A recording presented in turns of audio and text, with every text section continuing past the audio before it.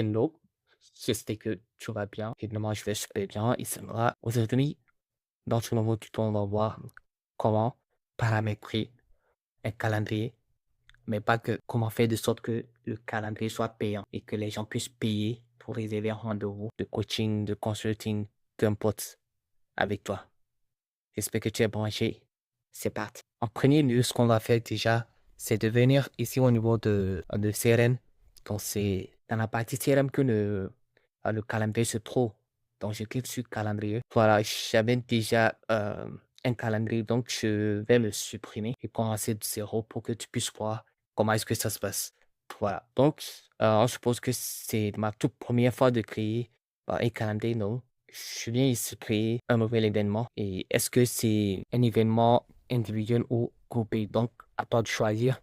Moi, sur le coup, je vais sur individuel.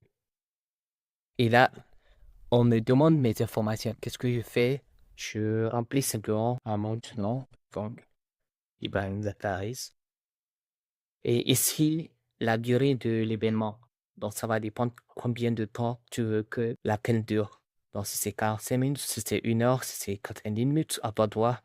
Et bon, moi, je vais partir ici sur 30 minutes. Et on demande ici le lieu où sera tenu l'événement. Donc, est-ce que c'est par appel? Est-ce que c'est face à face? Est-ce que c'est une réunion? Donc, la plupart du temps, ça va être une réunion virtuelle par Zoom ou par Google Meet ou peu importe. Donc, moi, je vais cliquer ici sur réunion. Et c'est là, en fait, que beaucoup de personnes bloquent. On te demande ici, voilà, de sélectionner Zoom, soit Google Meet, soit un lien ST. Mais tu vois, quand j'essaie de cliquer, ça ne me donne pas la main. Donc, on dit ici, intégrer Zoom à votre profil pour l'activer en tant que lieu d'événement.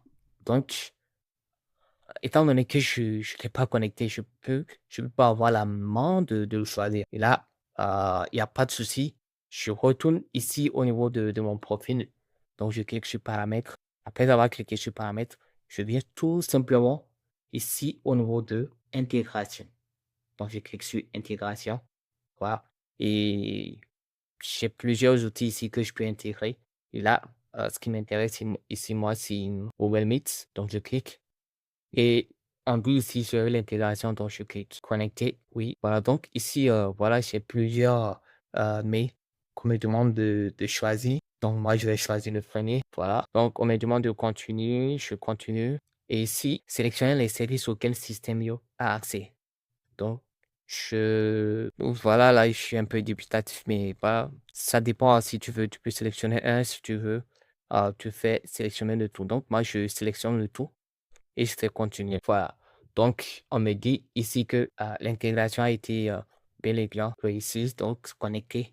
Et là, maintenant, je peux me permettre de retourner sur un calendrier. Donc, du coup, je reprends ce que j'avais commencé. Tac. Je mets ici mon nom.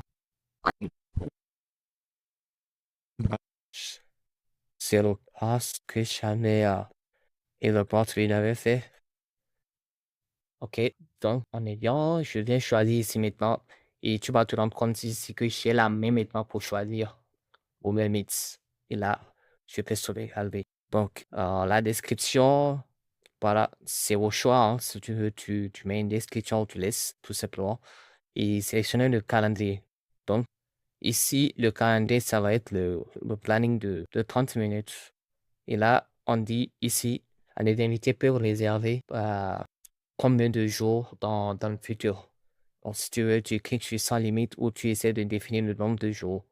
Donc, sur une période définie, tu peux aussi voilà, cliquer sur définir une période sur laquelle les gens peuvent réserver, tout simplement. Et délai minimum avant l'événement. Donc, les invités doivent réserver leur réunion au moins 3 heures avant le début de la réunion, 5 heures, peu importe, histoire de bien te préparer. Et ici, on te demande, on te dit ici en fait, euh, les heures de disponibilité. Donc, tu utilises la disponibilité globale ou est-ce que bon là, ok, donc ici, c'est ici que je vais devoir gérer les disponibilités. Donc, pour l'exemple, hein, je vais partir sur lundi, mardi. Donc, lundi, je mets vraiment au hasard, hein, je pas vraiment, je mets de 5h à 17h. Mardi, je mets 22, 23h à 23h45, tout simplement.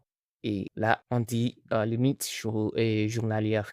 Quel nombre combien de rendez-vous tu veux traiter par jour? Donc, si c'est 2, si c'est 3, à toi de voir. Et voilà, dès que la limite sera atteinte, les personnes n'auront plus accès aux délais de rendez-vous. Donc, ici, temps entre deux rendez-vous, donc combien de temps tu veux caler entre deux rendez-vous, quoi. Donc, en tout cas, c'est des paramètres à parcourir par toi-même, essayer de voir comment est-ce que ça fonctionne.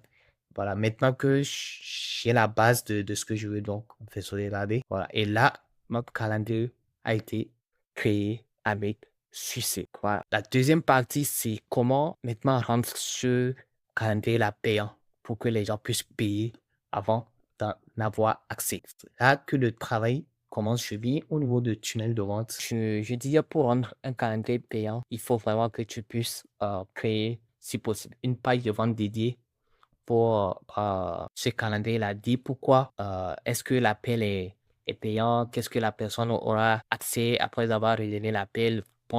Bref, il faut que tu détailles vraiment tout, que la personne sache ce à quoi s'attendre avant de réserver l'appel. Donc, moi, je suppose que tu as déjà décrit tout ça. Et à la fin, maintenant, tu viens juste placer le calendrier. Donc, après l'avoir placé, voilà, il y a des réglages à faire, hein. Donc, voilà, je vais supprimer. Je vais supprimer pour te montrer comment j'ai fait. Donc, je vais la supprimer. Voilà. Donc, ce que tu fais simplement, c'est de venir ici, quand tu défiles, tu te rassures bien au départ de choisir comme étape du tunnel, page de vente. Je viens ici. Normalement, je dois avoir ce calendrier ici. Voilà. Donc, c'est le calendrier ici.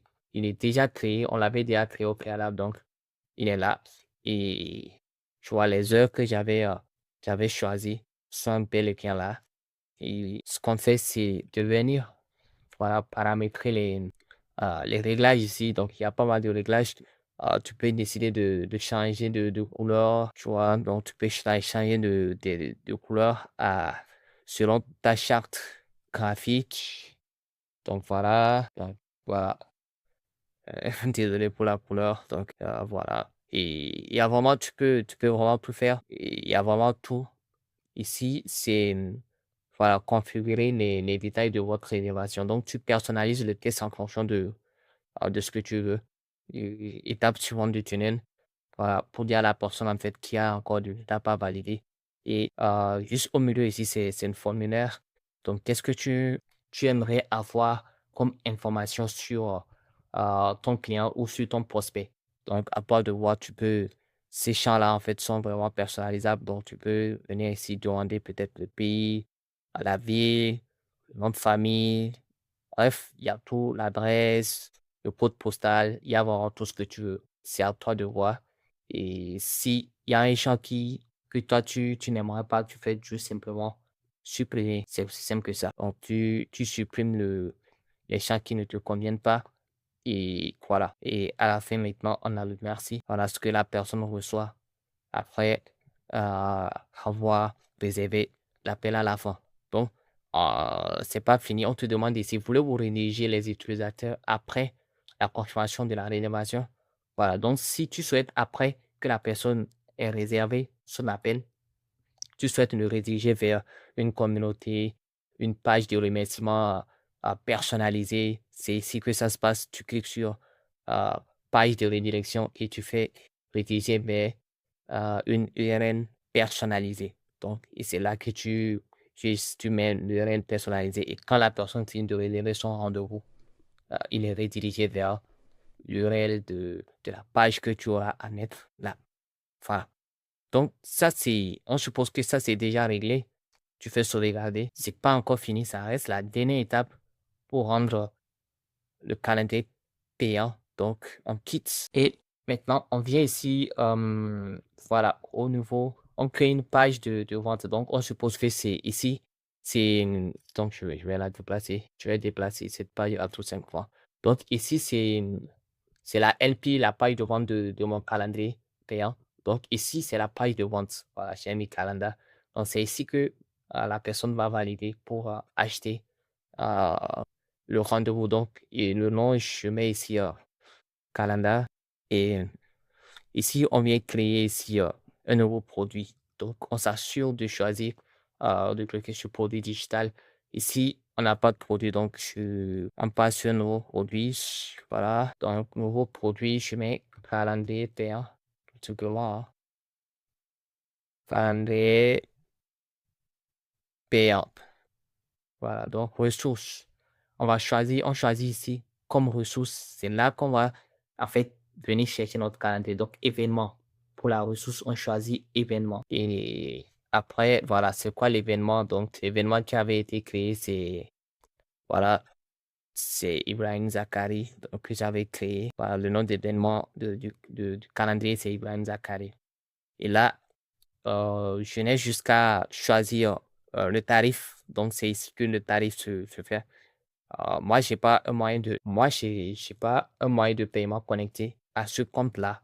Donc, c'est ici tout simplement que tu vas essayer de définir le tarif. Je pense sans doute que tu sais comment créer un tarif. Donc, ça, c'est basique. Et tu crées le tarif si c'est 2 euros, si c'est 50 euros, si c'est 100 euros que tu veux vendre euh, la formation et le calendrier, le rendez-vous. Tu choisis le tarif et tu fais sourire la vie tout simplement.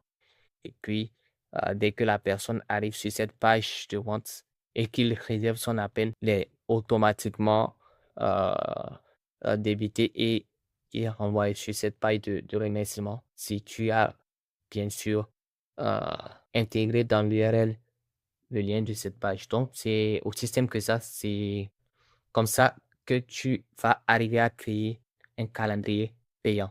J'espère que ce tuto t'a plu et que tu as au moins compris. Et si ce n'est pas le cas, n'hésite pas à me le dire en commentaire. Je prendrai plaisir de te lire et probablement en faire un nouveau tuto. Et si tu es coach, consultant, infopreneur et qu'en ce moment, tu ne sais pas par où commencer ou que le côté technique vraiment tu as du mal, n'hésite pas, laisse-moi un message et voilà, je prendrai plaisir de t'aider. Merci et à très vite pour de prochains tutos.